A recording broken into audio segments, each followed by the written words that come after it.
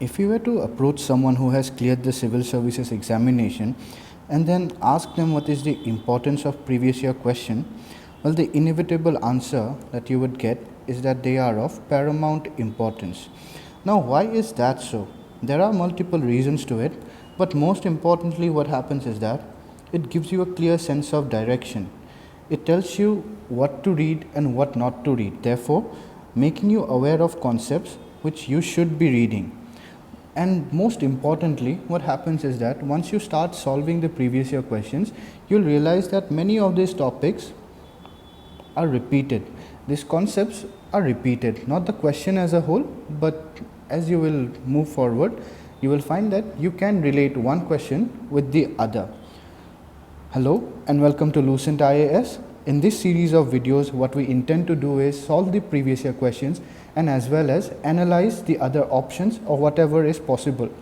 But before we begin the video or continue solving the previous year question, I would just like to share a trivia with you and how it is important with the exam as a whole.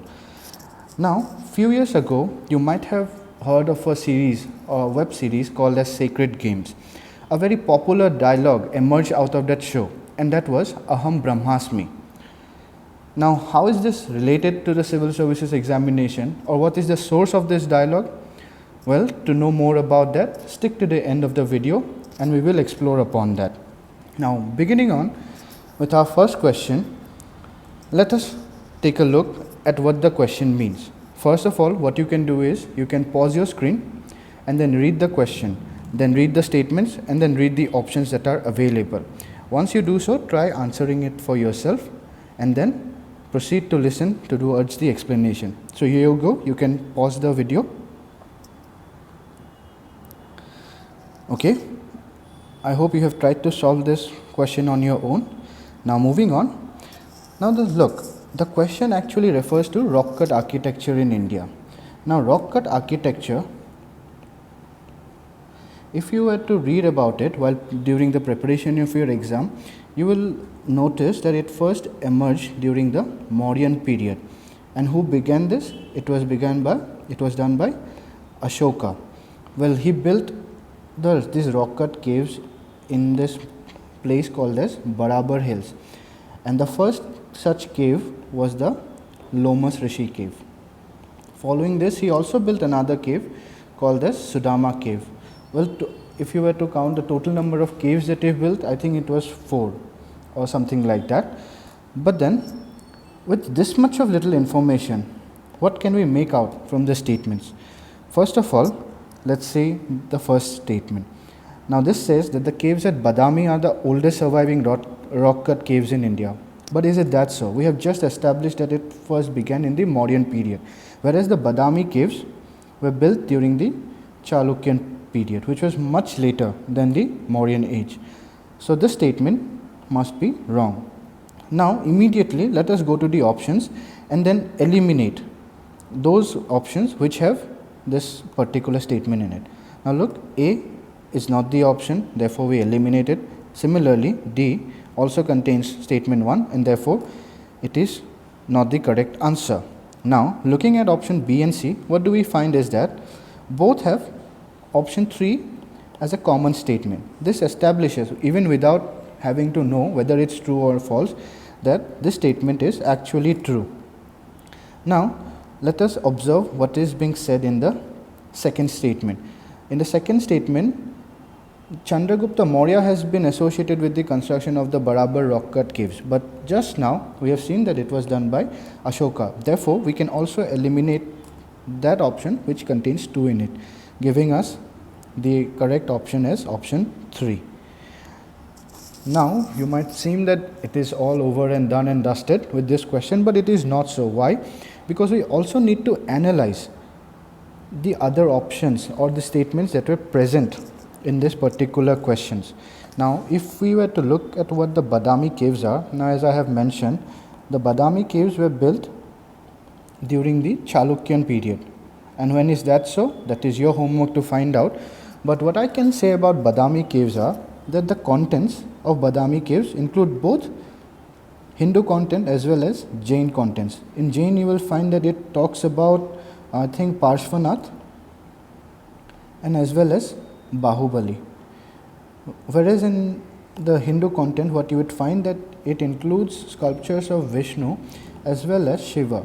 Shiva's form here you will find that it is in the form of a Nataraj, whereas if you were to look about the Vishnu sculptures, you would find multiple avatars of Vishnu, some of which are, one of them is Matsya avatar, one is that one, the Varaha, saving Mother God, Mother Earth, I'm sorry, and also it includes the Vamana avatar, and finally you will also find Vishnu sleeping. I mean the sculpture where Vishnu is sleeping, you will also find that. Now that is about the Badami, content of Badami rock cut caves.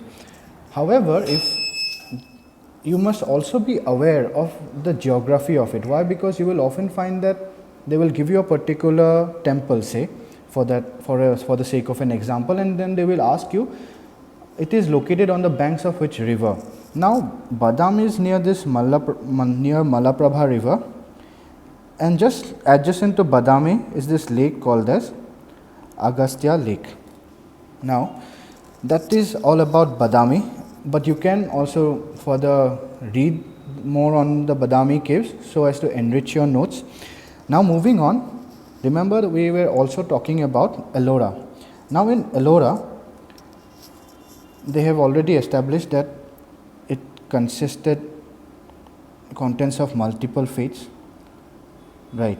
But what is most important and striking in Ellora is the Kailashnath temple. This Kailashnath temple was built during the Rashtrakuta period, and it was built by a ruler called as Krishna I.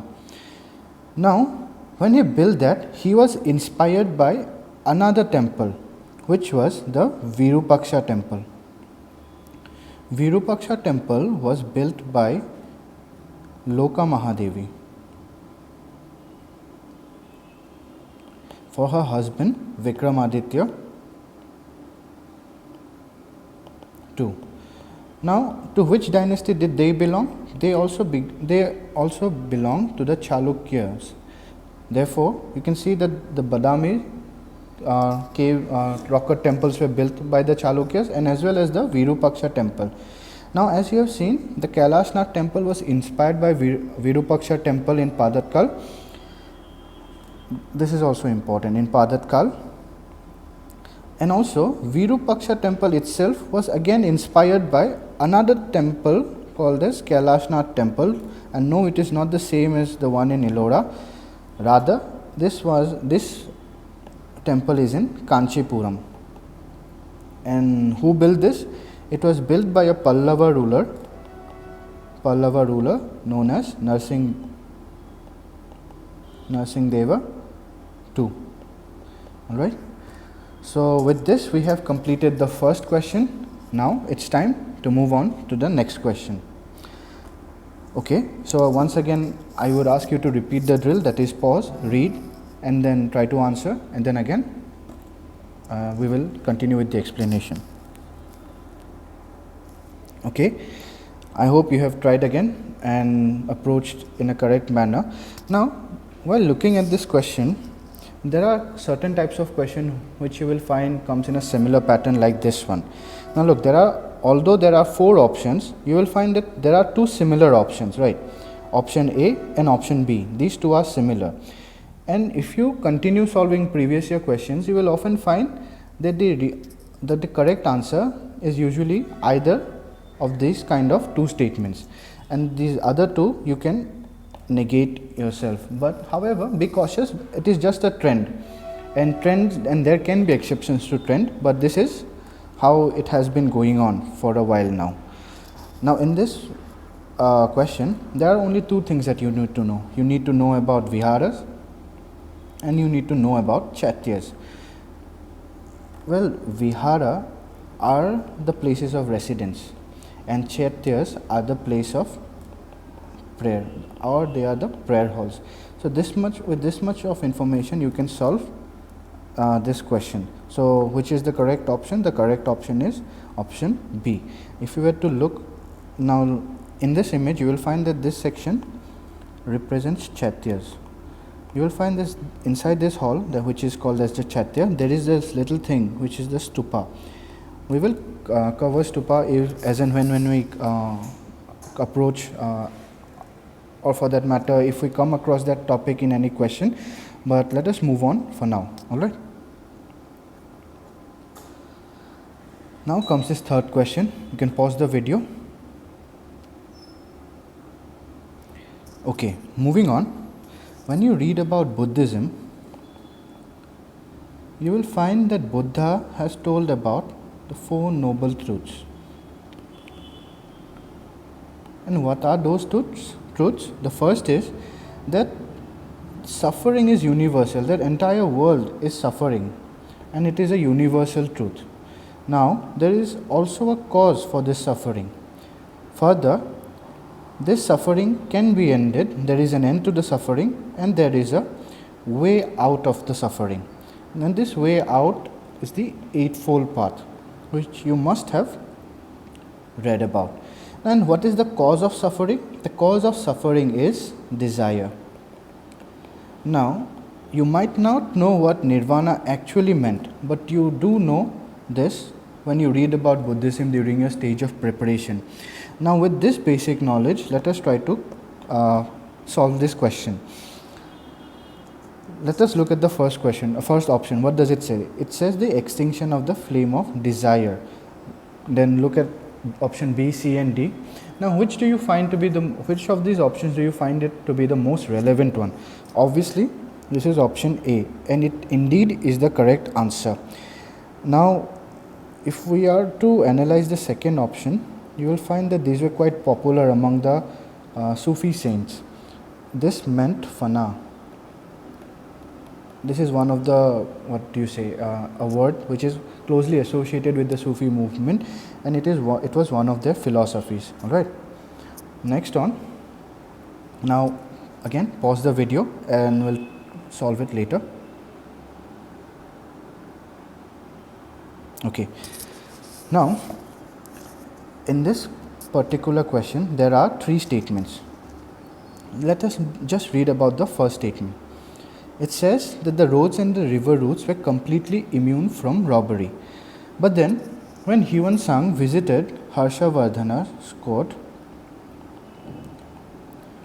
he mentioned that he was robbed twice. Not even once, but twice. Now, using this information, what can we know? We can know that any option which contains statement 1 will be false. Therefore, now let us try to eliminate the other options. We see option A gets eliminated, C gets eliminated, and as well as D. Now, we can easily guess that the correct option must be option 2 and 3. Well, before we move on, I just remembered something. Look, this is what 𝐂𝐮𝐥𝐭𝐮𝐫𝐞 said about Harshavardhana's kingdom, right? So there was also this question in UPSC mains, I guess, where they said that how can the accounts of foreign travelers help in reconstruction of Indian history? Now, you can, using this example, a question that has come in prelims, using this as a dimension, you can enrich your answers in the exam, is not it? Okay, moving on. Now, finally, we have arrived at the last question for today's video. Now, this question, pause it and then we will try to solve it. Okay. Now, okay, I hope you have successfully attempted the questions. Now, in the first statement, when we read about Indus Valley civilization in general, we find that the society was mostly egalitarian in nature. There was no concept of any royalty, right?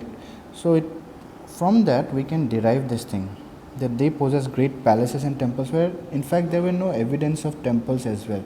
The structures were quite normal. It was urban, but the structures were quite normal. That is, therefore we can eliminate this statement.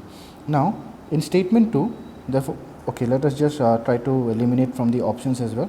we eliminate option A and we eliminate option C. Therefore, we are only left with option B and option D.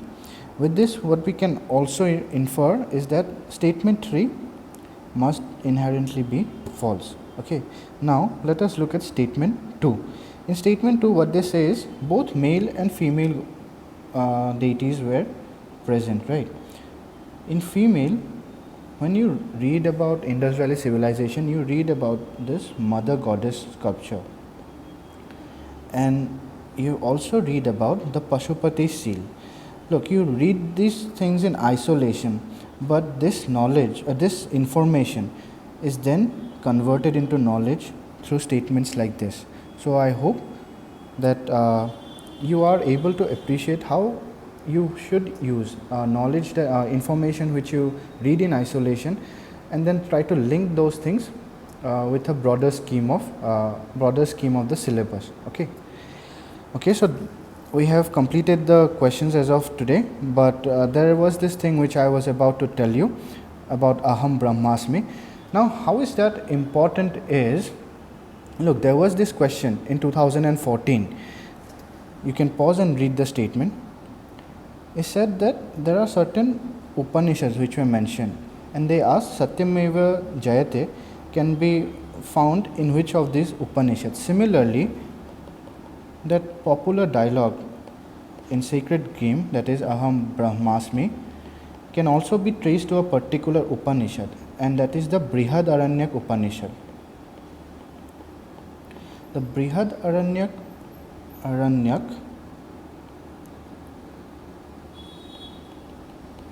Upanishad. The Brihadaranyaka Upanishad is actually a discourse between Yajnavalkya and Gargi. Alright. Now, as you can see that how this thing is also related to this particular thing. So I hope you've liked this video, and I hope it will help you in your stages of preparation. Okay, thank you.